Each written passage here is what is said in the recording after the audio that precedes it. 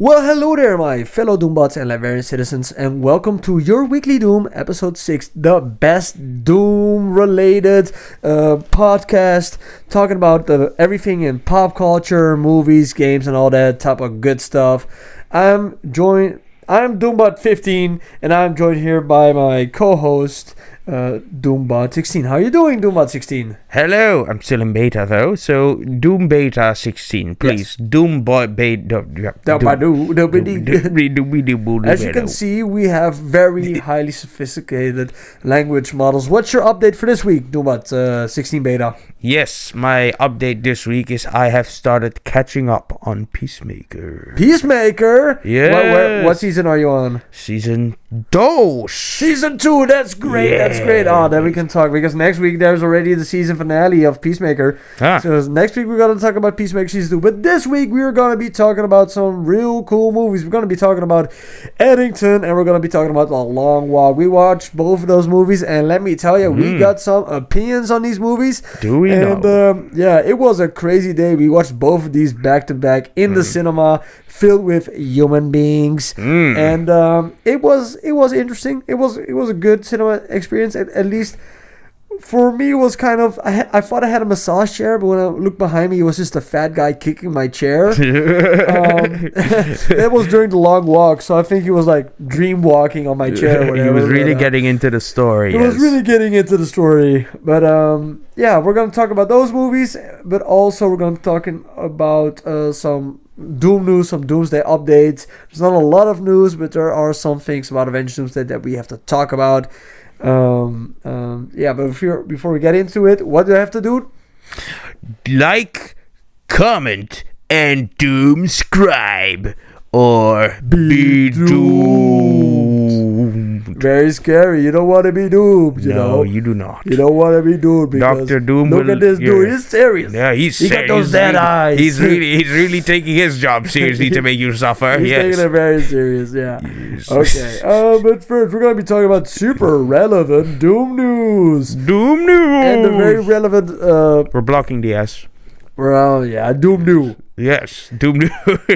Doom Nudes. Doom Nudes. We're going to be talking about the Doom News is, of course, this picture from the Russo brothers that they posted. And both Russo brothers, I think they have the joint accounts. They posted this on their IG and they said, "Look good." And if you look at this, Doombot Beta 16, what do you see? What do you see? I see a man working in the silence. It's one of the Russo brothers. I don't know which one, Anthony or Joe Russo. But if you look at this, you are supposed to see some letters because they also posted a picture like this at Endgame, and it was a clue about what the movie was about. So if you look at this, is there anything that your programming can get out of here? Anything that you see, you're like, Let me use my Alexa to find any letters. Doomlexa. Yeah, Doomlexa. We have to be politically correct. Yeah, Dexa. We call it Dexa sometimes. These Dexas, these nuts. These Dexas nuts. Okay, do you want a clue?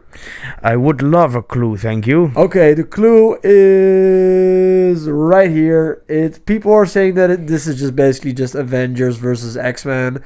And the reason is you can see like the letter A is here. You know, letter A. You got the letter V there.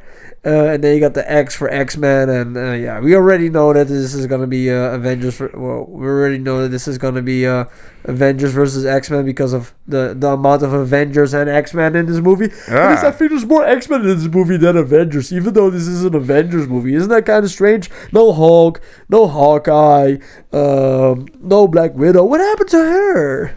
Yeah, what happened to Black Widow? She died in Endgame. She dropped off a cliff. Yeah. But Avengers versus X-Men, that's what people are saying that it is. It would make a little bit sense. But maybe there's something else. But they did this before. They also did this at Endgame. At Endgame they did this, and if you put all of this together, somehow, some way, it spelled out Avengers Endgame, I guess. I don't know. I don't see it. I'm not really trained to see that, I guess. Or maybe it's fine. I'm gonna watch the movie. You know. Yeah, another piece of news about Avengers Doomsday is people are claiming that the trailer is going to be dropping in December. December! December! The scariest month of the century. Ooh, spookies. But yeah, in December it's probably going to be dropping, and it's going to be shown before the new Avatar movie, Fire and Blunts. So probably Fire and Blondes. Fire and Blunts. And Fire and Ash. Yeah. Blunts and Ash. Yeah. I don't know. What do you feel of those Avatar movies? Do you like them? Do you like those movies? I do like them. They're good. Yeah, Which one was better, part 1 or part 2?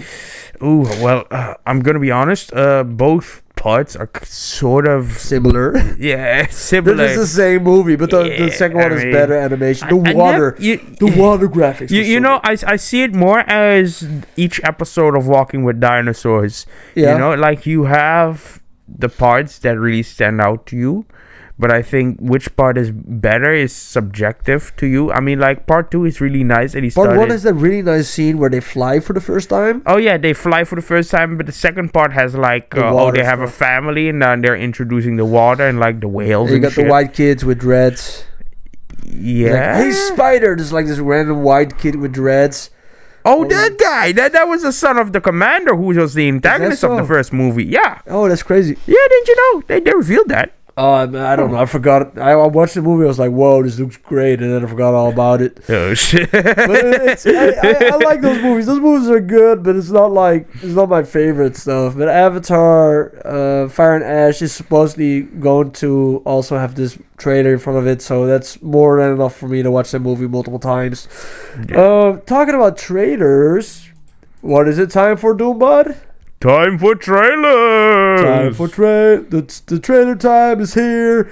Look at Dr. Doom. He's looking at Spider-Man grinding his gear. Will it be Doom to Phil or Doomtastic? That's a prediction we're gonna be doing. And yes. The trailer is the Carpenter's girlfriend. The Carpenter's son's girlfriend, who is definitely not the devil, but is the devil.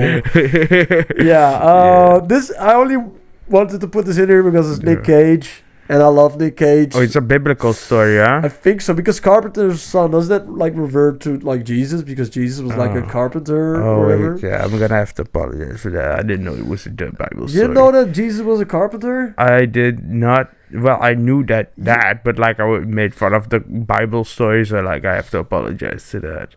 Oh yeah, that's bad. Yeah, don't do that. I need to stay PC. I'm sorry to all Christians. Wow. I love you guys. You're a good Christian, Doombot. We all know that. Every Doombot is a Christian. I guess so. At least we are against the devil. That's the number one thing, because Mephisto's a piece of crap. He's a real piece of work. Have you heard him rant about gelato? Man, Mephisto's racist, man. He's hella racist. He's hella racist. Yeah. But when you watch this trailer, it looks really cheap. It looks really funny. I mean, Nicolas Cage is doing his thing. High emotion, high spiked, high very he's doing his Nicolas Cage gel, and there's some young actors in there. FKA Twigs. FKA Twigs was the singer. It's a singer. It's a female singer. Did she do some Kendrick Lamar music or something? No, she does some kind of music, just normal music, you know. Normal music. Yeah, I don't know how to define it as a genre, but it's more soul in that direction kind of thing. Yeah, I guess so. Yeah. I don't know. I know FKA. She's hot. That's the only thing you need to know. She's hot. Isn't she like the one who does like the dance? Man, I sound like I'm fucking 90 years old right now. She doesn't. It's very art housey.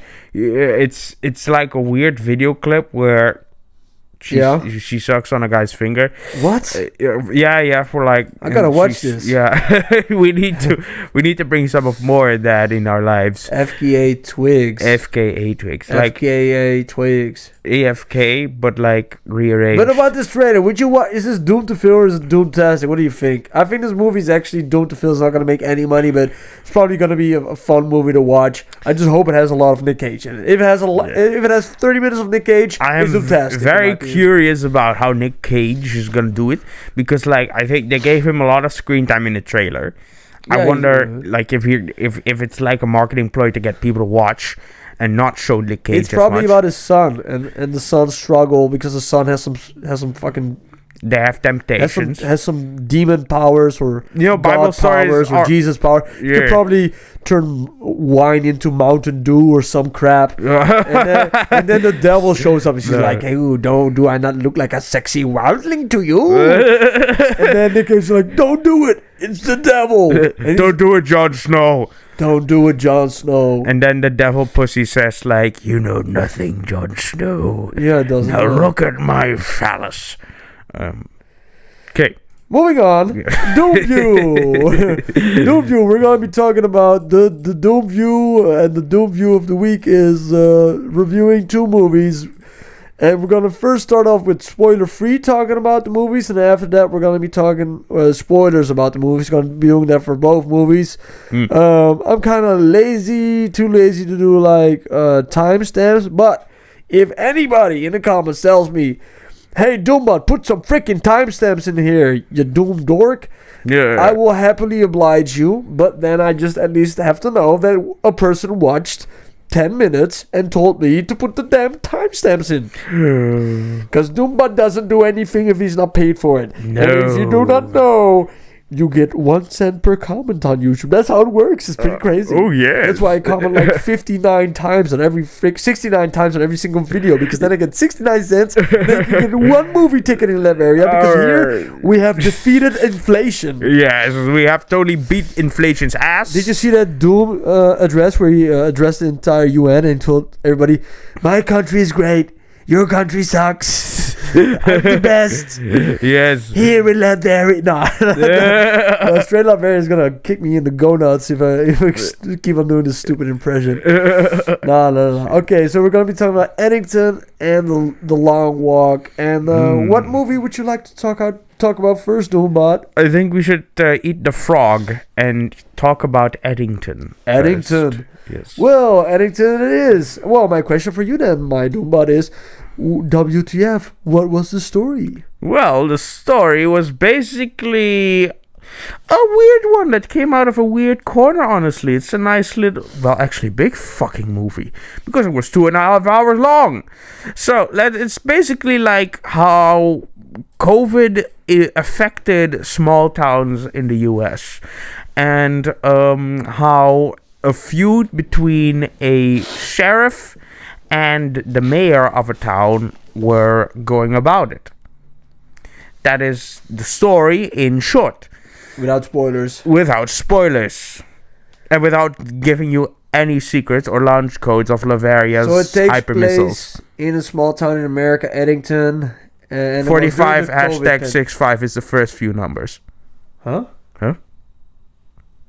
Those weren't the launch codes first numbers. Though. Oh, okay. It takes place in Eddington, and you said in May of 2020, a standoff between the small town sheriff and Mayor sparks a powder keg as neighbor is pitted against neighbor in Eddington, New Mexico. And overall, I thought it was an interesting movie. It had a good cast. Joaquin Phoenix was in it. Emma Stone.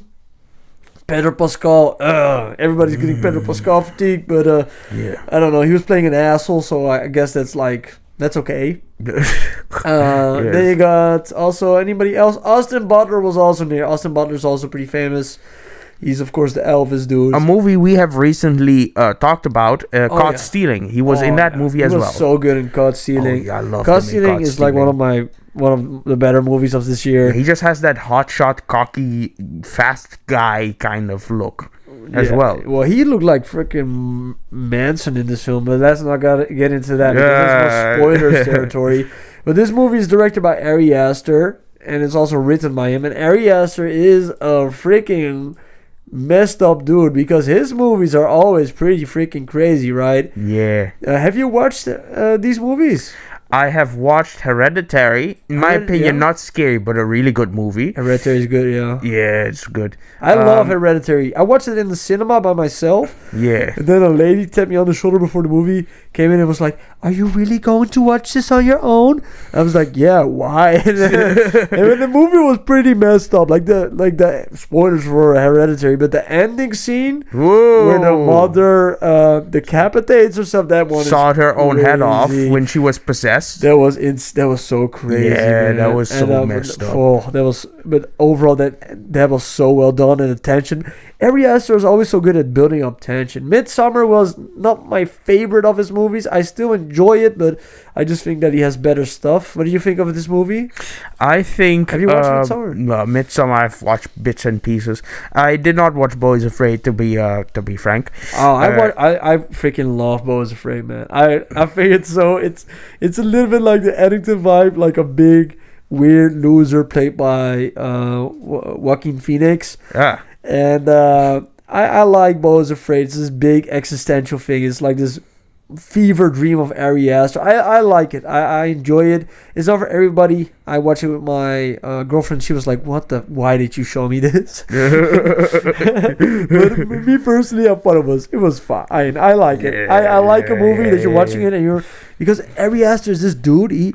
He's always like in the background. There's all of this hidden meanings, and there's this cult stuff happening, and there's trauma and generational stuff going on. I like Ari Aster's style. I think it's always interesting to see a director who clearly has a vision. I think it was good. Yeah, it was good. This movie, you got neighbor pitted against neighbor. People are getting angry at each other. Yeah, over politicizing. What didn't work for you?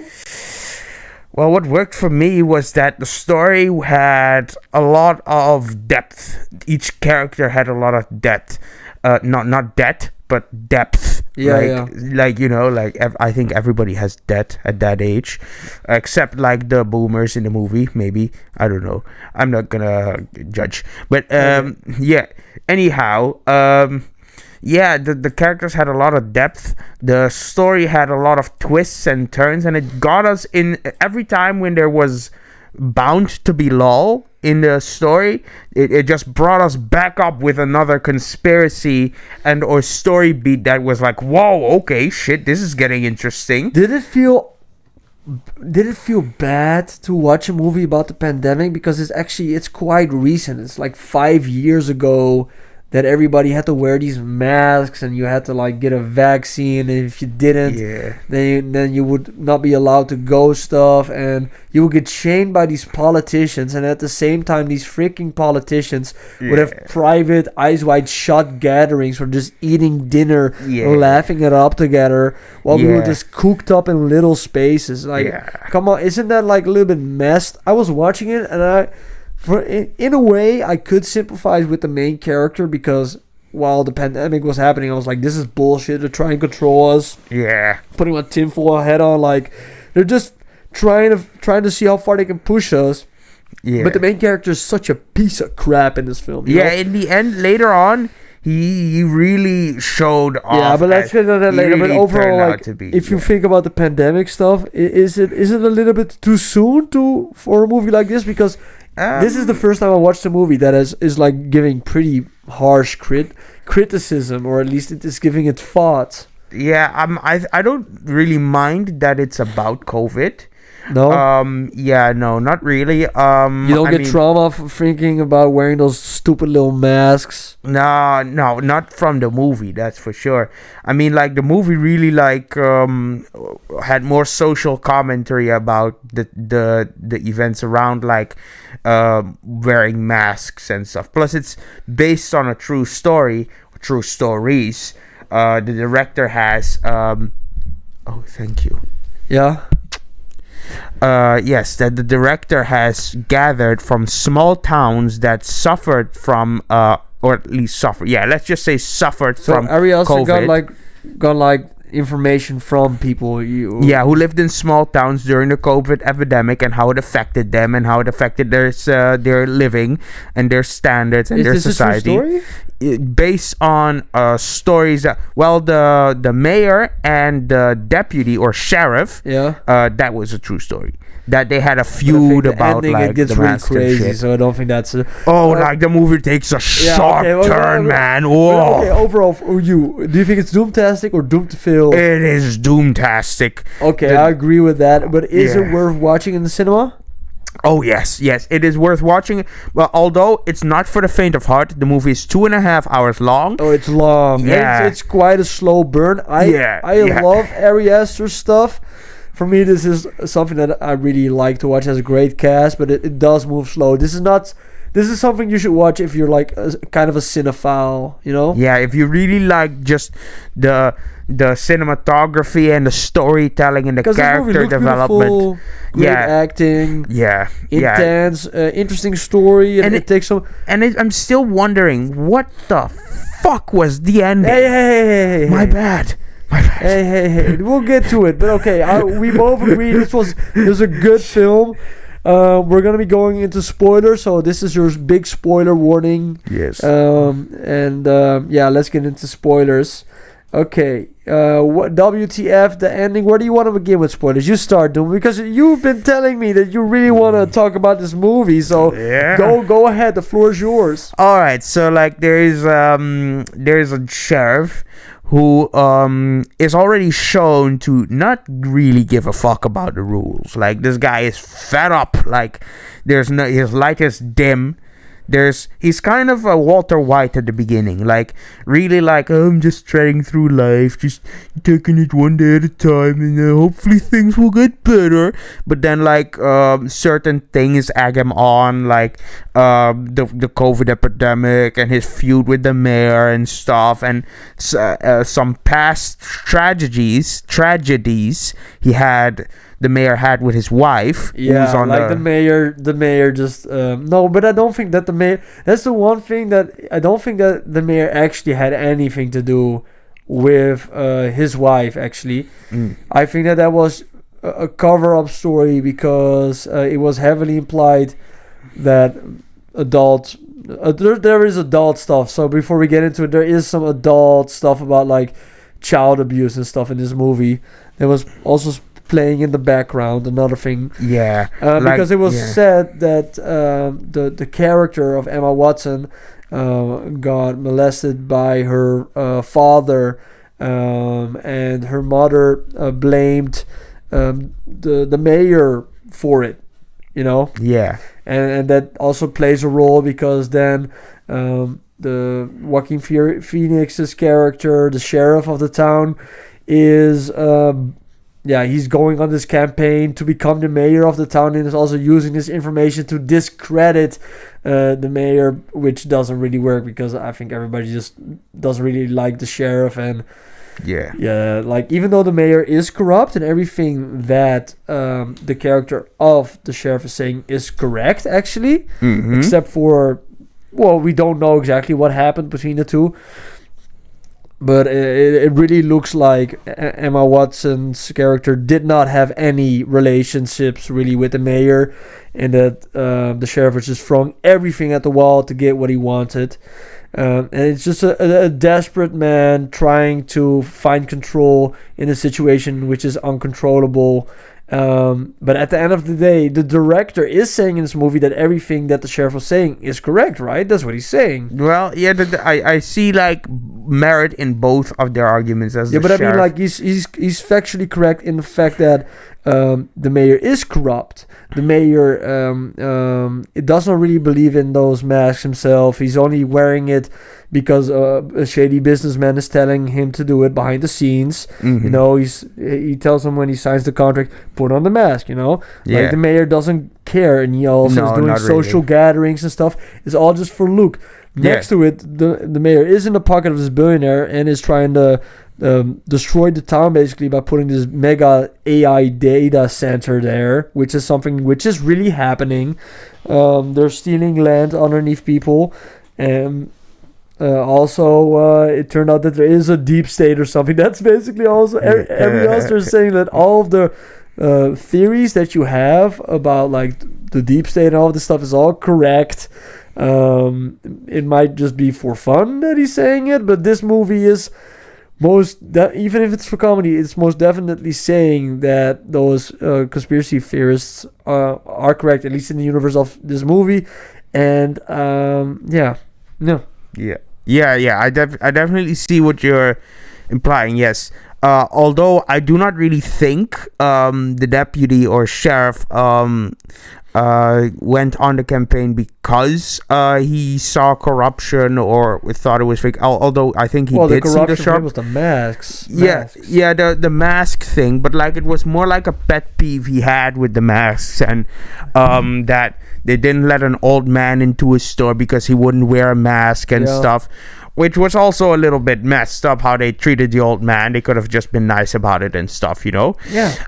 But like, they didn't. The sheriff stood up for the old man. But the sheriff just like, was like, I'm never gonna wear a mask.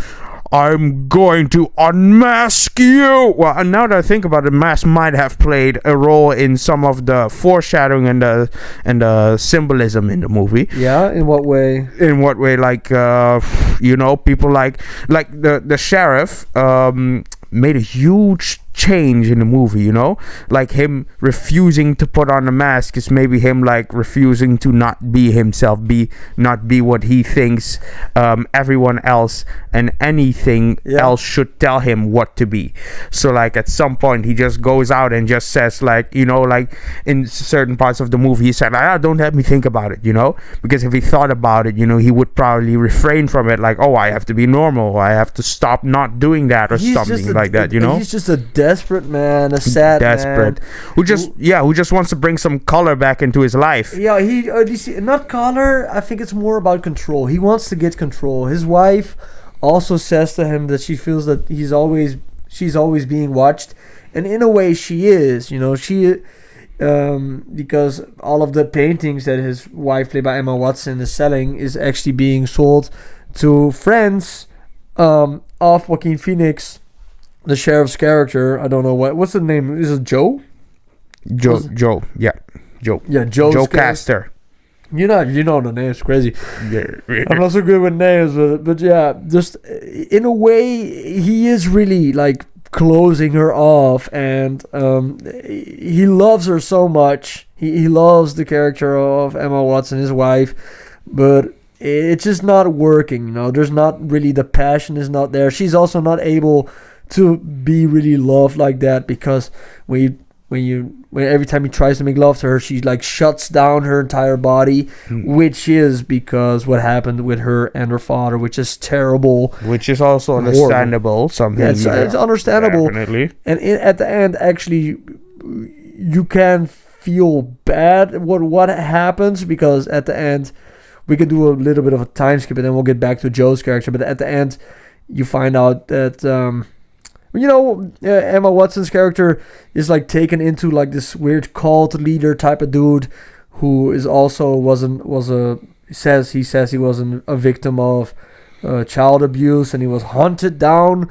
Like all of these crazy theories about children being hunted down, this Pizzagate, sex trafficking stuff is all mentioned in this film, and Ari Aster, I in a way is validating this stuff, because in this world all of this stuff is real. I don't know if Ari Aster is really a conspiracy theorist or he just thought it was interesting to write it, but this is all stuff that I have come across at a certain point in time, and that really I went a little bit crazy about it. I was like, this is really happening? Well, what about the kids, you know? Yeah. All of this stuff, and I think there are really evil, bad people in this world. There are evil and bad people in this world who are only trying to make stuff worse for all of us, and they might get your kids, they might get you, they might take all of your money, they might hurt you really, really bad. And Ari Aster is basically being like, yeah, this is all really happening. If you're worried about it, you should be worried about it, because it's gonna get a whole lot worse. And it might just be because he thought it would be an interesting movie, but at the same time, this was some crazy shit. Like, man. Okay, so the escalation between the characters of the sheriff and the mayor. Talk to me a little bit about that. Yeah, so it started off as as just a squabble between two people, you know, because like who's gonna make that big of a deal about not wearing a mask in the store, you know? Apparently these guys, they would, at least the sheriff. It was like a mandate from the government or something. Yeah, it was a mandate from the whole state. that the town was in, and the mayor had to comply by that mandate. Well, the mayor was corrupt. The mayor was corrupt, but like he's trying to find loopholes and walk away, or workarounds on certain rules. That's fine. That's what politicians do all anyway. So like it started off as just a little political squabble. You think just like some. They have the confrontation after that. Yeah, they have the he's confrontation. Telling him what you shouldn't run for mayor. We both don't know that you don't want to talk about this. Yeah. Then eventually. To get to assert control, this guy, the sheriff. The house party's where it flips, right? Joe Castor, just like after an encounter with after the last the last straw with like wearing masks and stuff and not wanting to comply with this stuff, he started to live stream himself on becoming the mayor, where he announces. But there's like some couple of key points. There's also this very fun. Let's go talk about the key points. Okay, so the confrontation, the mayor tells him don't run for mayor, basically. Yeah, like you don't want this. It's not good for you. Yeah, the second point of confrontation, I think, was not between. Maybe it was also something with the barber.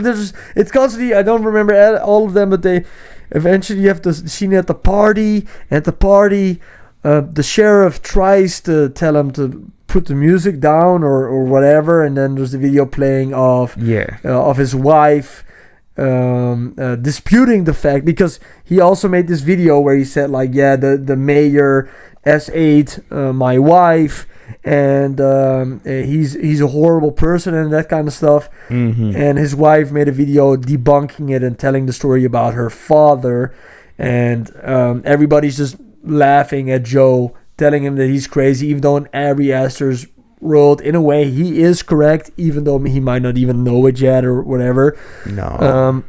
There's also this very fun side plot. What do you think about the side plot about the two boys, the mayor's son and this other kid, fighting for the love of this girl? Well, fighting for the love of this girl. In retrospect, you could say that, because like it all started when the kid, the Caucasian boy, was like, hey, girl, he said to his friend, this is where actually the friction actually started from. It's like he said to the friend, what would you say if you would approach that girl, as a hypothetical? And the guy said, I'd say nothing, because I do not really see her. What a piece of shit, man. Actual piece of shit. He actually told him like, I wouldn't say anything, you can have her. And then he went up to her, and it started off awkward, but he was starting to kind of find his footing in the conversation. And then he went to get a beer for them. Then he went to go get a beer, and then he saw that piece of shit friend go back to that girl, strike a talk with her, and eventually managing to get in her pants. It looked like there was the commentary there. What I got out of it was basically Ari Aster saying that all of these people going to all these protests are just doing it to get into someone's pants, just to show other people that they're more righteous or whatever. I don't know if that was really what it was about, but at least for those two guys, they pretended to be really into like all of these political issues. Even George Floyd came up, I think, and also police violence, police brutality, Antifa type of stuff happened. And these two boys basically were kept on upping each other and being like, no, I'm more woke. No, I'm more woke. No, I care more about the issues. And they were basically just doing it to get into this one girl's pants. And that was a funny side story. And at the end, like the dude who was started, he changed his name on Twitter or whatever to Brian Black Lives Matters or something. Didn't he do that or something? Something like that. He's starting to get really active on social media about BLM. And his parents actually said he was retarded for thinking that.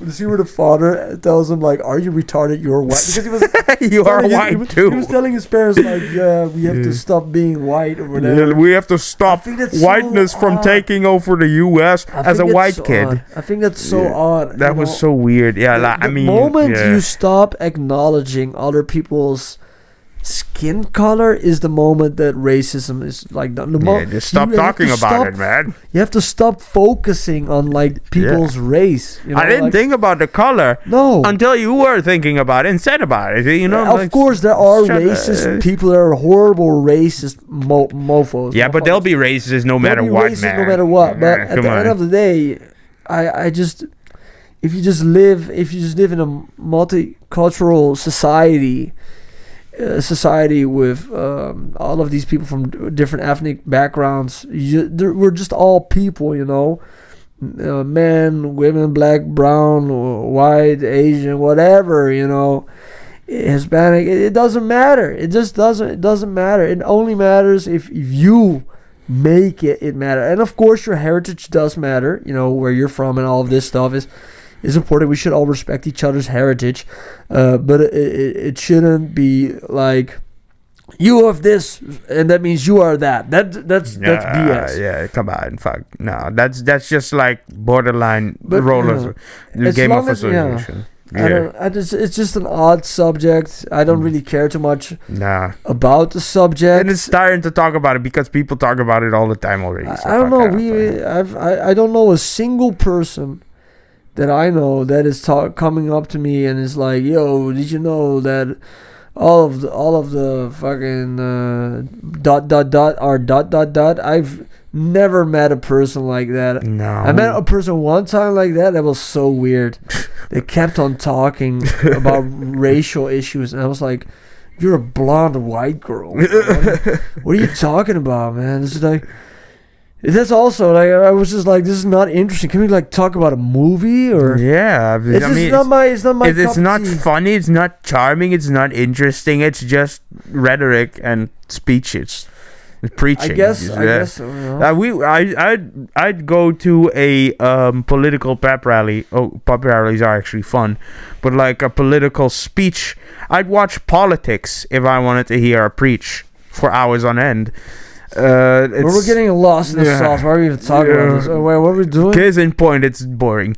It's weird. And that guy he wasn't doing it because he really cared about it. He did it because he wanted to be like wanted to impress a girl. He just wanted to get in pants. Okay, man. But at the end of the day, you go to the party scene. Yeah. The party scene. What does the mayor do? What does the mayor do? He plays the confession video of his has-been wife. I'm just gonna call her has-been for a lack of a better word. On loop on a big screen TV. And also the song from Katy Perry. Yeah, also Katy Perry's. You're a fire. Is that the song? Yeah, I think that's the song. Yeah. And he wanted to crash the party as respectfully. Well, it's nothing respectful about it. They got a noise complaint. Yeah, they got a noise complaint, and he just went there to take off, and it just happened to have been associated with his turmoil he had with the mayor. So he went up there and took out the TV and then walked up to the stereo. He turned it off and then tried to walk away. The mayor then like instigated and basically rubbed it in his face, saying like, "Ha, you lost. I'm gonna turn it back on. There's nothing you can do about it." Yeah. And then eventually it went to a boiling point where he screamed at Pedro Mayer and he slapped him in his face twice.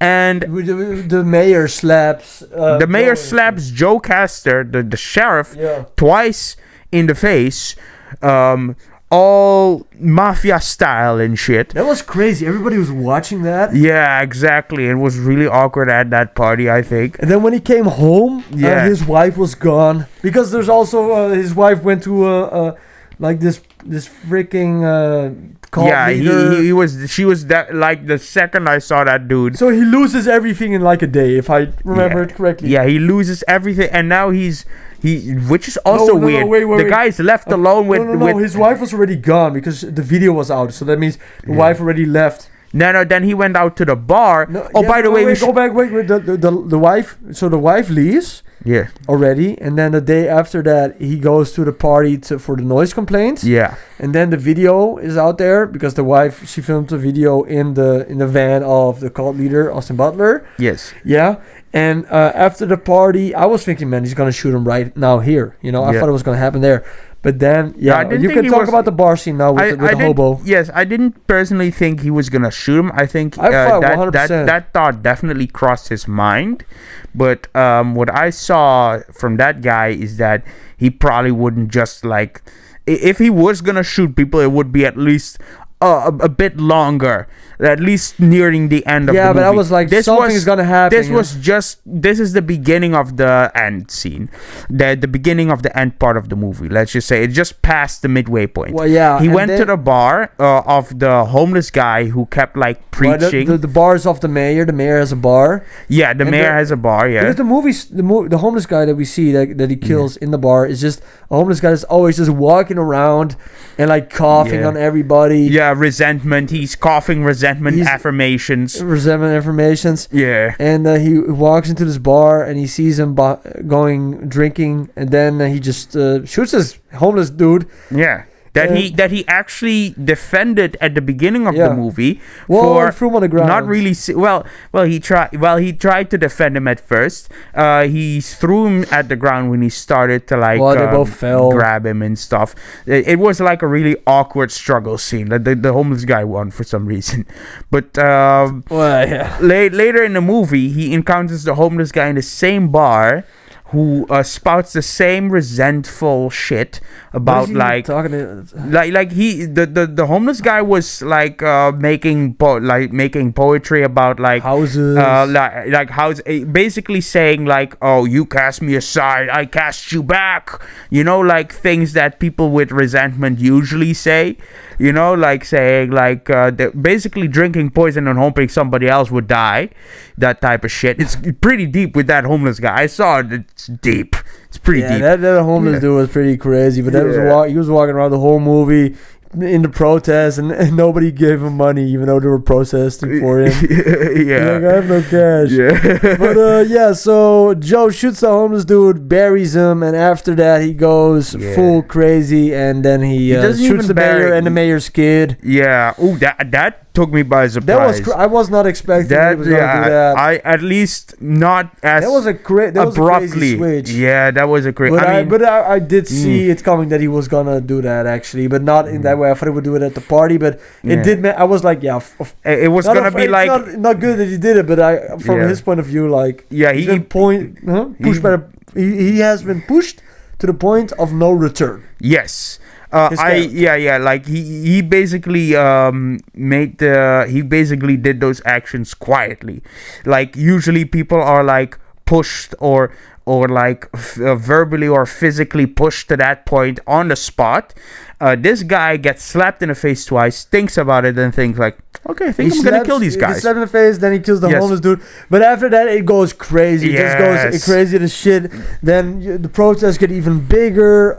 Then you see there's a private plane with Antifa coming to the town to go crazy. You have the people, what are they, like Native American police that have a reservation from the San Pueblo county. They think that they already see that Joe is actually the one that did it, and this is the point where, like, of course what Joe did was disgusting, but what he did afterwards was even more horrible. Yeah, that he has one of the people who he wanted to give a promotion, one of his that he already gave a promotion. Is his name Guy or the other guy? Who's the?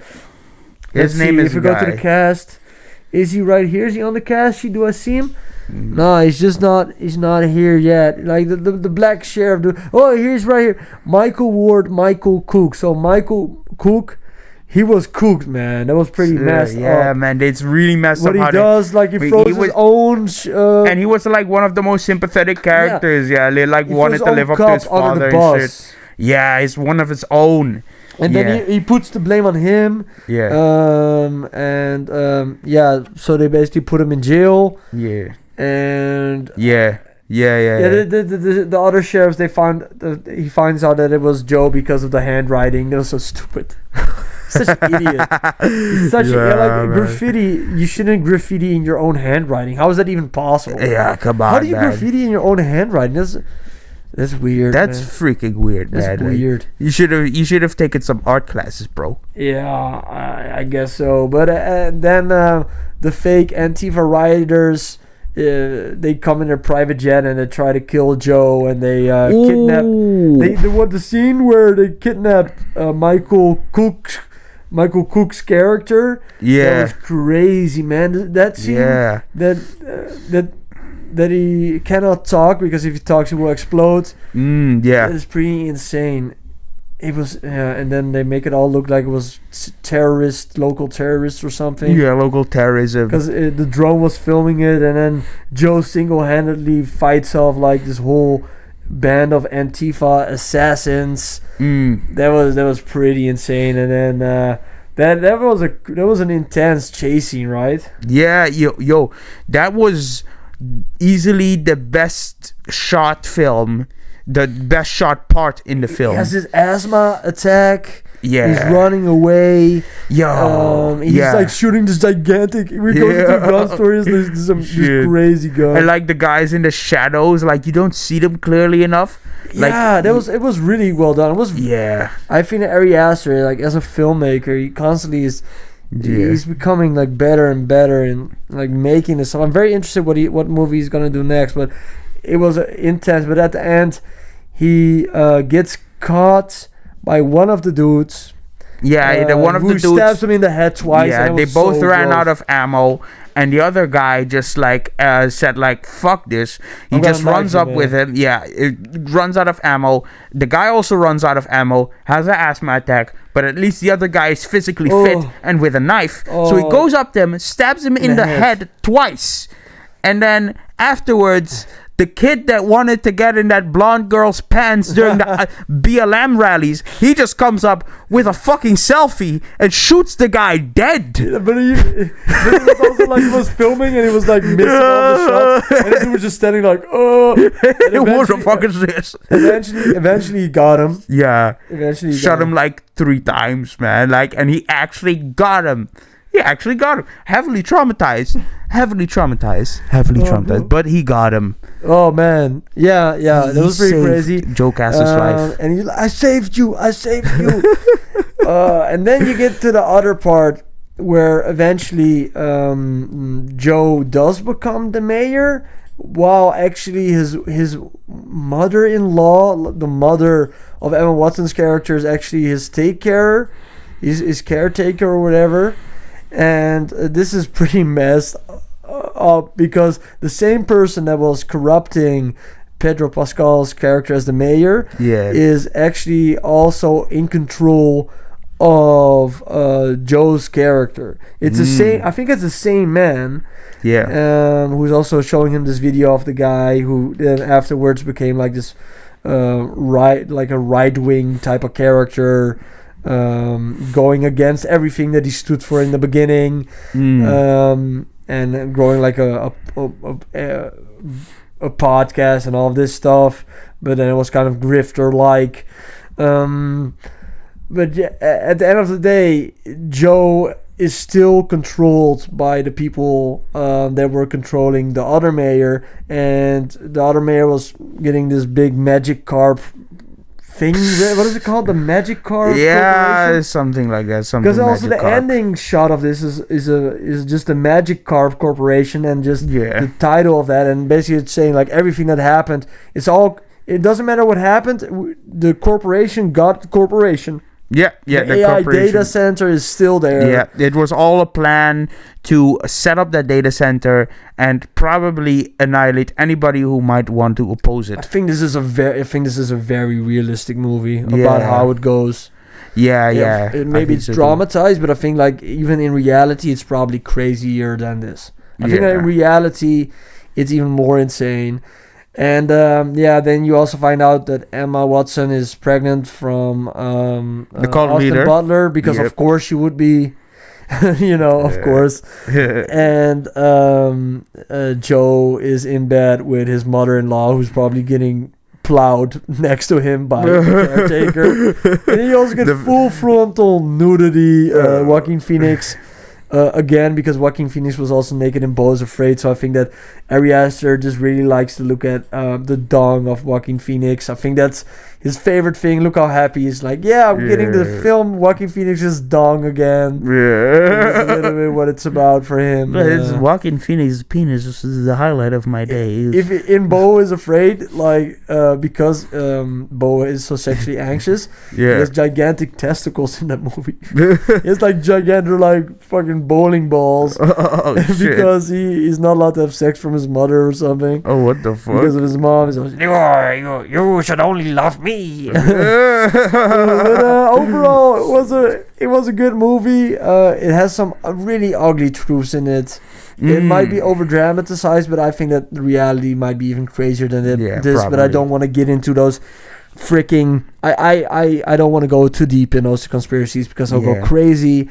And I'll and also the rioters that are foreshadowed to come to the town where Joe Castor said, like Joaquin Phoenix said, like, oh no, it's all right, it's gonna pass, we can just go on with the campaign. And he was so involved with the campaign that he set aside everything. He kind of neglected his wife. He neglected his home situation. At the end of the day, the corporations, the big powerful people, it's too much for. Doesn't matter what your intentions are. You're gonna go against it. That's basically what the movie is maybe saying in a way. I feel.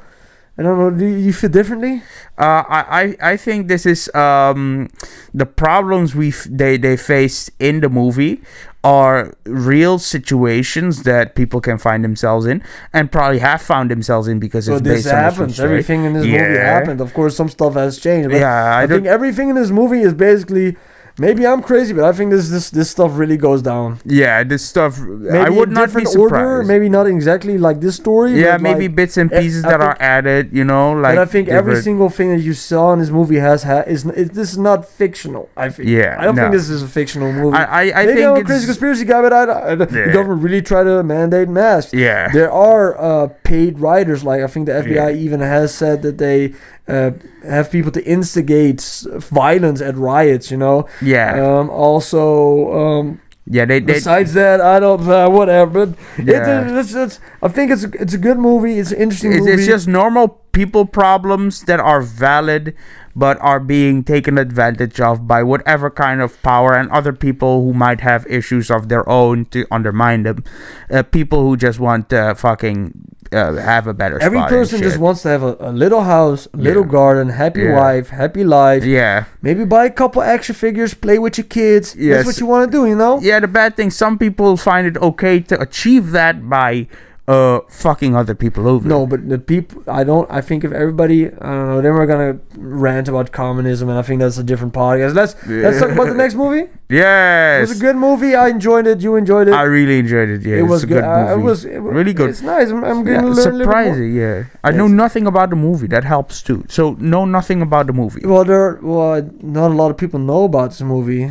I think because it doesn't have a lot of marketing, and maybe it is because it talks about the things that it talks about. But now I'm gonna ask you, Doombot, second movie of the day. We're talking about The Long Walk. What WTF fuck's the story? Yeah, well, the floor is yours. Oh, my bad. Yes.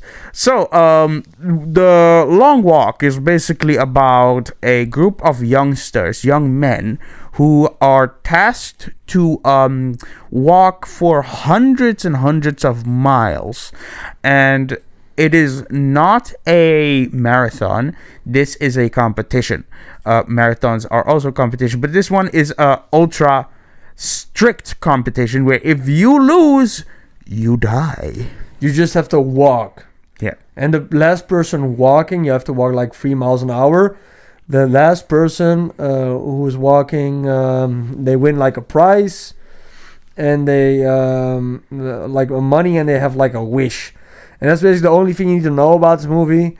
It has a pretty good cast. I think that the cast is really strong. For me, one of the standouts in the cast, which we have talked about, I don't know if we have talked about before. Have you seen Alien Romulus? Yes, I have. Oh, what the frick. Alien Romulus has this guy in it, David Johnson, who plays The robot, the dude. android. Yes, yeah, and the David android. Johnson is so good in this movie, and he's also so amazing. Yeah. In Alien Romulus, I found that he's 100% the standout. The mayor, played by Mark Hamill, was pretty freaking dope. Yes. Then Ben the mayor. Wang. Who's the mayor? You mean the sergeant? The major. He's called the major. Oh, the major. The major. Oh, so you said I heard the mayor. Yeah, real quick, can you give me my phone? Is right there. Oh wow! The low-key, don't show it to the camera. Don't show it to the camera. Okay. Yes. Okay, yeah. So the cast is pretty good, this is a movie from a Stephen King book. You said that you knew a little bit about the story. Yeah, the story was basically an old Stephen King book written in 1979, when he was known as Richard Bachman. Wait, what? Yeah, his pen name, his pseudonym, which literally means fake name in Latin, Richard Bachman. His fake name. Yes, his fake name. And it was a book he wrote in 1979. Okay. And it was a short story, or was a long? It was the same story under the same name. And the movie is based on the story that he has written in that time. Oh, no, I know. Okay, sorry. I had to look up who Ben Wang is. Ben Wang is the new Karate Kid, bro. Oh, he's the new Karate Kid. I was like, I know this dude. I didn't do a review for the new Karate Kid movie because I don't know. I wasn't really in a review type mood because I was building this freaking studio that we're in right now. But Ben Wang is the new Karate Kid. Also, the guy who plays Cooper Hoffman is pretty good. The cast is just a bunch of talented young kids, you know? Yeah, indeed. Yeah. And then you got Mark Hamill to balance it out. And the movie is directed by Francis Lawrence. Francis Lawrence is the person who did all of the Hunger Games movies. You might also know him from a movie called Constantine with Keanu Reeves. That was a pretty fun one. And then lastly, but certainly not least, freaking I Am Legend. This dude did I Am Legend. That's a sick movie, right? You know? Yeah. Will Smith and the freaking zombies. I Am Legend is a legendary movie. That movie is sick, man. Hell yeah. Overall, we watched it. What do you think? Is it doomtastic or doomed to fail? It was also doomtastic. Man, that's awesome. We watched 2 movies today in cinema. Both of them are pretty freaking sick. Yeah. But yeah, wait, real quick. I want to look up this dude's name again. David Johnson, man. He has 2 first names. I love David Johnson in this movie. Only for his performance. Like in the beginning, I was kind of being like, bro, like, this performance is a little bit. I literally thought he was in love with the main character. You know, I was like, bro, where is this going towards? But it was just brotherly love. You know, it was brotherly love. Yeah, you know? man, it was good. Yeah. But it's really a Stephen King movie about a bunch of dudes just walking and trying to make the best out of a bad situation. And it's really this Hunger Games type of thing. I do think that this is a Hunger Games with like an R-rated one. It's like Hunger Games with only dudes and R-rated. Like if Hunger Games was sponsored by the U.S. Army or whatever. And it is pretty devastating at points. It's really gross. It's obviously, this is an allegory for war and how countries sent their youngest and fittest to fight for them, for a system that actually doesn't really care about them. And then they all have to get applauded by this major who is just, they're all like walking themselves to death while he's taking a shower and eating nice food. Yeah. It is a pretty intense movie, you know. At certain points I felt really not nice watching this because it is so harsh. Yeah, it was a really harsh movie, and it did not shy away from the graphics. This movie doesn't hold anything back. No, sir. Let's not get into it too much, but this movie is definitely R-rated. The previous one's also R-rated. I don't know. You won't get in if you're a little itty bitty teenager. Yeah. Sorry, only adults here. This movie is for me also doomtastic. It is really, it's a good movie. I think it's a high quality movie. It is a little bit simple. It's a short one. The other movie that we watched, Eddington, is like 3 hours long almost. Yeah. And this one is 90 minutes. It's 90 minutes. We didn't want. Yeah, it's 90 minutes, and I think it's a good film. Yeah. It's a simple film, and I do recommend you go watch it. Should we just go into spoilers? Yeah, we can go into spoilers here. Okay, let's go into spoilers. So, let's talk about who won. Yeah, we will say the guy who won is the android boy. David Johnson's character wins in the end because David Johnson's character wants to sacrifice himself for number 47, Garrity or whatever. Garrity, and then who has been hyped up. Reverse card. Yeah. Garrity does a reverse card and is like, no, I'm sacrificing myself, kind of like Black Widow style. Yeah, like in a way, like Garrity's only reason was to kill the Major. Yeah, that was his wish because the Major killed his dad because his dad wanted communism because he hates capitalism or something. Yeah, that type of shit. In a way, like in the beginning of my life, I was like, I don't want communism, but now like, I don't know, communism is probably also not the answer, but also having trillionaires is also not the answer. But sorry, you continue. Yeah, it's all right. So, but like, whatever. The thing is about Garrity is that he is a awesome main character. Is he though? I think his take on the main character was at least not what I expected it to be. I thought it was going to be like this very merited noble main character who will try to sacrifice himself but get saved at the last moment, and then he will be like walking into the sunshine with a tear in his eye. Turns out to be number 23 was the one who wanted to sacrifice himself. Afterwards, man, that's pretty insane. He's the son of Philip Seymour Hoffman, Cooper Hoffman, the son of the late Philip Seymour Hoffman. That's actually insane. I do not know who that is. Well, Philip Seymour Hoffman is one of the greatest actors of all time who sadly passed away way too early because of a drug overdose, I think. Oh, shit. But Philip Seymour Hoffman is placed in the Big Lebowski. He plays in some Paul Thomas Anderson movies. He plays in The Master. But this is his son. Oh, so, okay, this gives me another entrance into this character. But yeah, overall, the character of Garrity was interesting, but the most interesting about him was the relationship with David Johnson's character. Yeah. You know? Yeah, definitely. That was the most interesting dynamic. Yeah, it was also Peter McFreeze. Yeah, I do like the other characters chiming in from time to time. Yeah, I think Hank Olsen's character by Bang Wong was really good. But Bang Wong goes crazy, tries to get himself shot by one of the soldiers. Because that's also the thing. You find out really quick. I didn't know this, but we did a horrible job explaining this. We have a really good. If you walk below 3 miles, you'll get shot in the head by a soldier. After 3 drawn-out warnings. That's like the first thing we should have explained, man. Yeah, exactly. You get shot in the freaking head, and then you see it. You see it on camera, and it's gross. Yeah. And then also, you never are allowed to stop walking.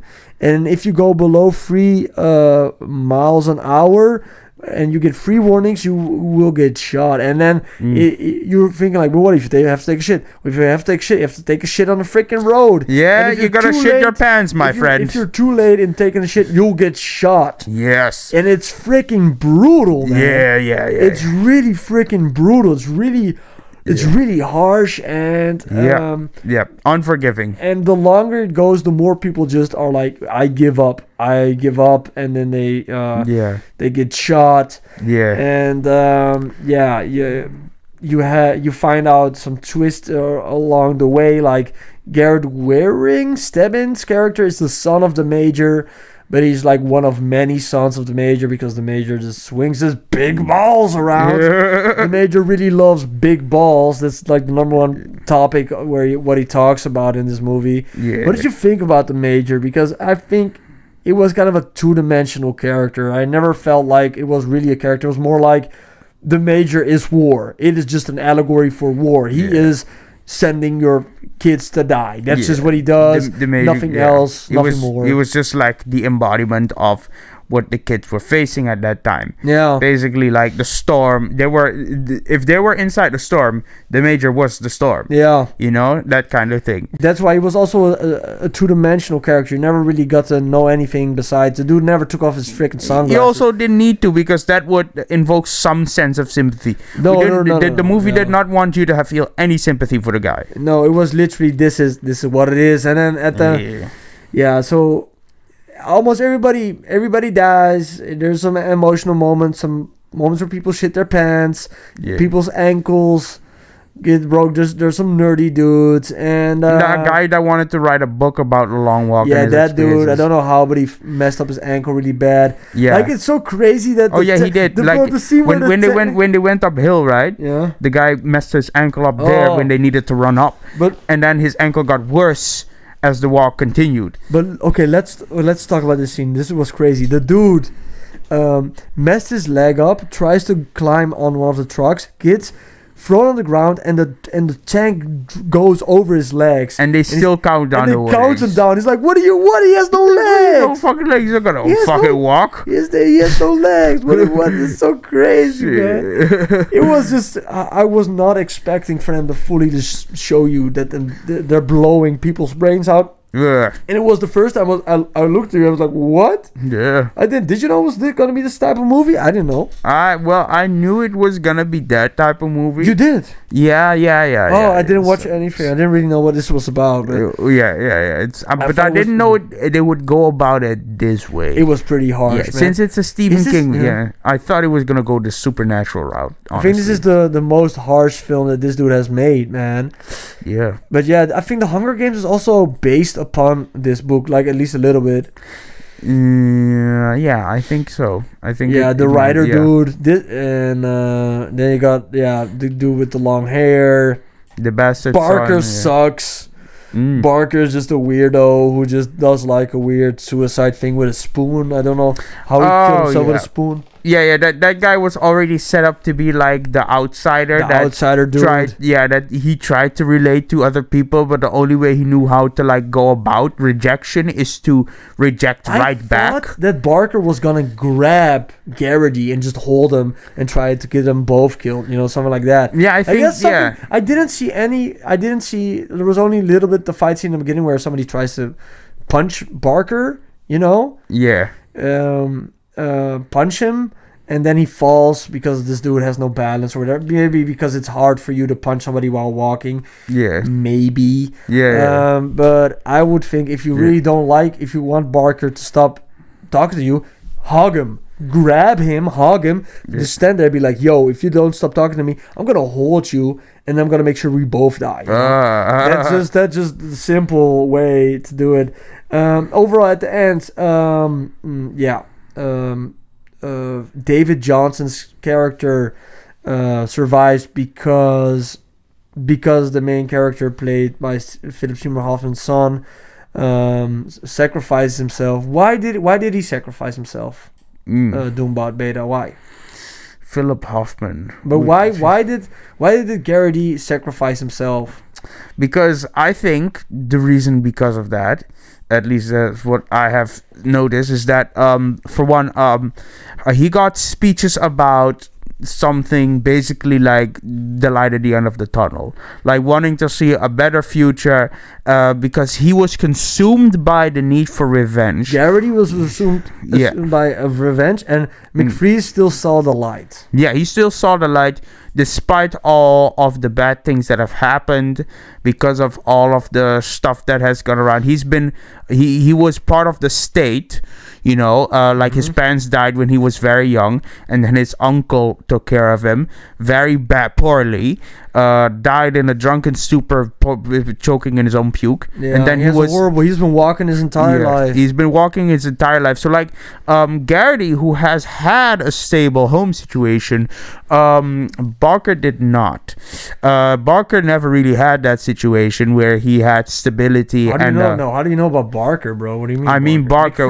McFreeze. The McFreeze, yeah, that guy. My bad. Yeah. Okay. Barker's the bad guy. McFreeze. So many fucking weird names. That you have Harkness, and that was the book guy, and that's the rest. Yeah. I don't fucking remember those names, man. It just McFreeze and Garrity. It sounded like weird but code names. Yeah, but at the end of the day, McFreeze, yeah. But at the end, because Garrity sacrificed himself, McFreeze loses it. He loses the hope he had. He fulfills Garrity's wish, and Garrity by shooting the major. Yeah, I don't know whether it was knowingly or unbeknownst to him that would happen. His sacrifice didn't mean nothing. Elicited, elicited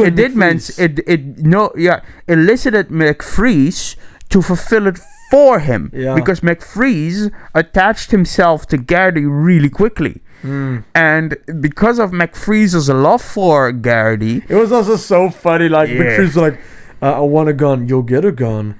I want that gun. I want to give it to my kids. Okay. Give him.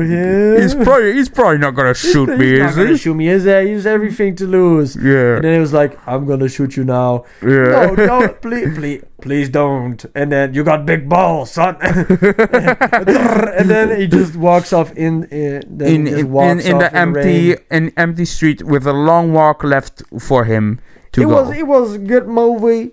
Good movie, fun movie. I would recommend you go watch it. Yeah, definitely. It was just really brutal because I think that all of these actors that we've seen in this, they're all gonna have amazing careers.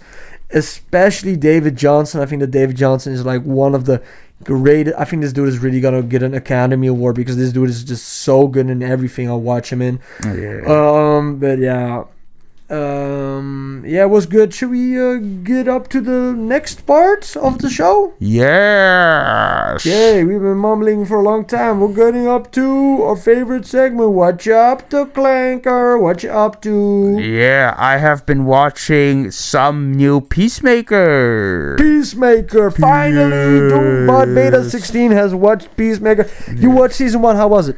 Season 1 was fucking funny. It was funny, right? Yeah. How were the butterflies? Were they fun? Oh, they were so fun. I love the butterflies. I love how they they went up the asshole. They went up the asshole. That was my favorite part. The best part of the show is just the interactions between the characters, right? Yeah, exactly. It's so good. And like how the father didn't think he was gonna shoot him in the head, and then he fucking did it. Yeah, but the father was a Nazi, man. The father was horrible. That makes it okay. Murder is good as long as it's a Nazi. Yeah, that shouldn't be controversial. I'm sorry. Yeah, sorry. Me too. I think G.I. Robot is 100% right. G.I. Robot, man. Yeah, Creature Commandos. Yeah. G.I. Robot.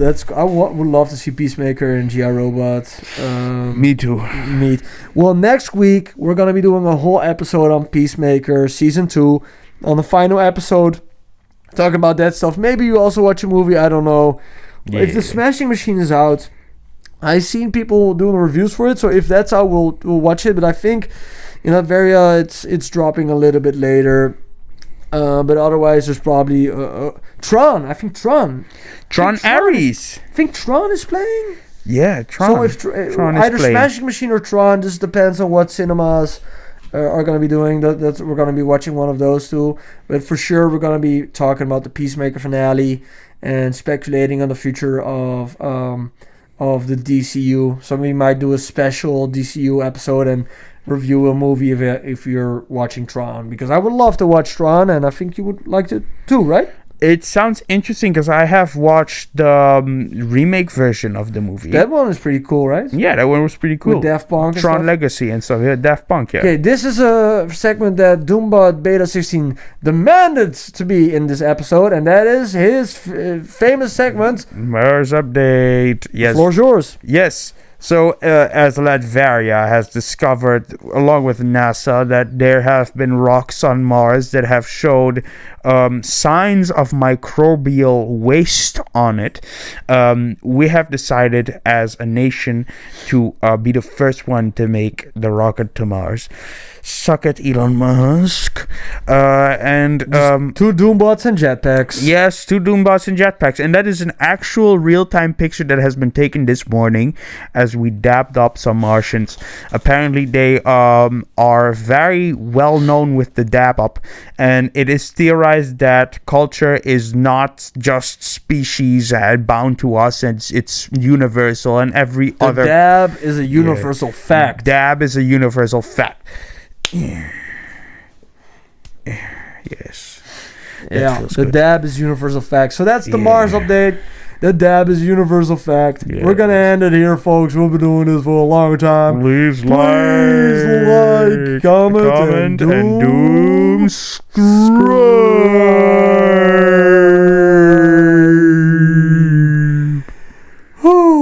So yeah, it was a fun show. It was a good time. Maybe it's a little bit later than normally, but that's just because we were in the cinema all day. Yeah, we were working hard for you. So we're gonna Fellow render this, Doombots. we're gonna upload this, and we're gonna freaking we got a fellow other Doombot that has a party right now. So to that special Doombot, happy birthday to you, and to the rest, Doombot out, and have yourself a happy doomsday. You want to say your catchphrase? Fuck you. Is that it? Yeah. That or Bazinga. Bazinga. Cool. Nice. Please. You can go now. Yeah. The video is over. This is awkward. Now you're looking at us, and it's making me uncomfortable. Can you please stop? Yeah. Move on. Move on. Watch some of the other episodes. And I want to apologize to people who watched some of the episodes. The one that we did, the Capcom thing, that we did the live stream. The audio was not good, and that was because nobody in the comments told us that the audio was bad. I'm sorry. We did have nice reactions. Okay, Doombot out. Have yourself a happy doomsday. Okay, it's over. It's over. Goodbye. Get out of here. Get out now, you scabbers.